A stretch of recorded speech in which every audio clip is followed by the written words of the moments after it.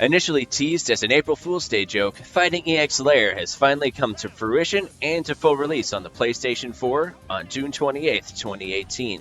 After much anticipation from longtime fans of the Fighting Lair and Street Fighter EX titles. There's definitely an undeniable charm surrounding ARIKA's titles, and it shows in full force through every aspect of Fighting EX Lair. There's no doubt that this is a fun fighter with a massive amount of potential, but is this potential enough to warrant its current state? The overall art direction for Fighting EX Lair is absolutely stellar, and it certainly stands out. Characters are dynamic and uniquely designed, and no one looks cooler than Skullomania, except for maybe Shadowgeist.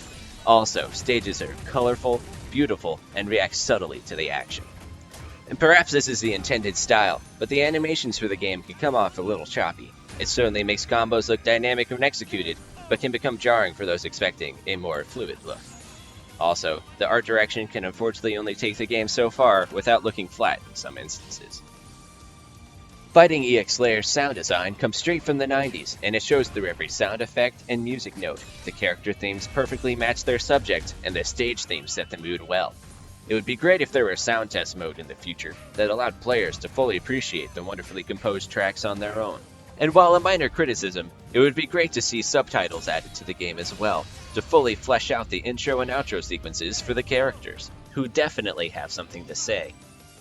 Combat in Fighting EX Lair is incredibly stylized, with special moves taking characters across the stage with giant leaps and bounds. It feels great to execute combos and dash at opponents.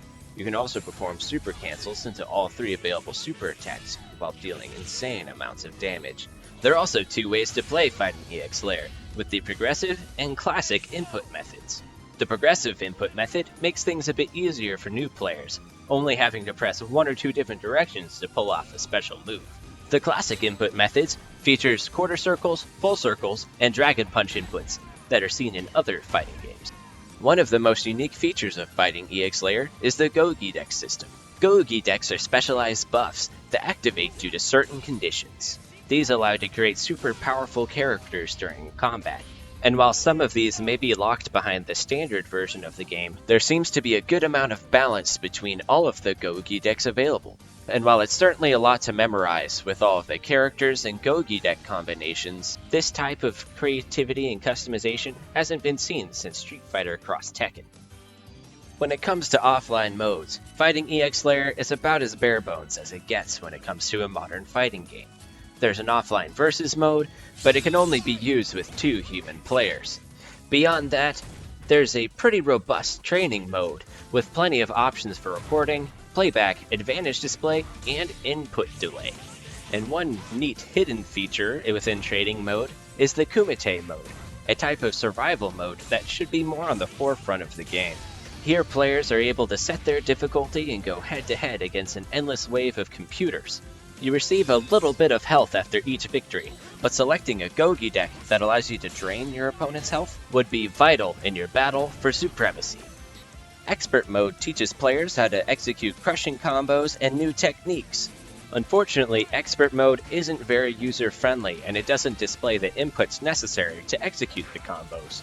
And while there's certainly a lot to learn from all of these available modes, typical staples like arcade mode and story mode do not make an appearance.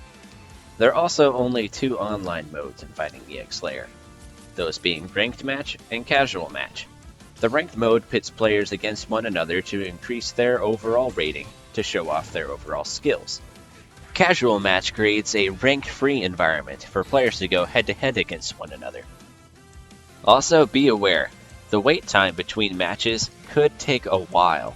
If you're not playing during high-traffic time periods, 6 p.m. to 2 a.m. Pacific Standard Time, it could take anywhere between 10 to 15 minutes to get back into the action. So be sure to schedule your fighting times accordingly if you want matches back-to-back. You can also start matchmaking while at the main menu by pressing the Options button. From there, you can either head to training or brush up on the many Gogi decks while waiting for the next fight. Fighting EX Lair is definitely a fun game. There's no doubt about that. The roster is diverse, albeit small, the moves are simple to execute, although a tad clunky, and the visuals are distinct, if not a little unrealized. This can be understood whenever dialing in the factors relating to the game's development. ARIKA is a small studio without the resources of AAA fighting game developers, but you can really tell that Fighting EX Lair is a labor of true love. Still, $60 for the complete title, which comes with 1 additional character and 10 additional Gogi decks, is a bit much to ask for those who aren't die-hard Fighting Lair or Street Fighter EX fans. Sure, there is a $40 version available as well, but even that price point seems a bit too steep. Many will view Fighting EX Lair as an investment, expecting new characters and modes to be released in the future. Hopefully the title will receive enough support to be polished into something truly exceptional, through devoted fans and ARIKA's hard work.